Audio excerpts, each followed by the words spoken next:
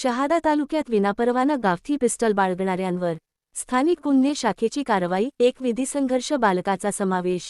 स्थानिक गुन्हे शाखेचे पथकाने जावदा ते शहादा शहराकडे येणाऱ्या रस्त्यावर मंदाणे गावाचे जवळ सापळा रचला असता रात्रीचे वेळेस जावदा गावाकडून शहादा शहराकडे एक काळ्या रंगाची मोटारसायकल क्रमांक MP10MW 5182 वाहनावरील दोन्ही इसमांना त्यांचे नाव गाव विचारता चालक अरविंद देवराम निगवाले वय 23 राहणार उमटी तालुका वर्ला जिल्हा बडवानी, त्याचे पाठीमागील इसम वय 16 वर्षे राहणार बडवानी मध्य प्रदेश हा एक विधी संघर्षग्रस्त बालक असल्याचे समजले।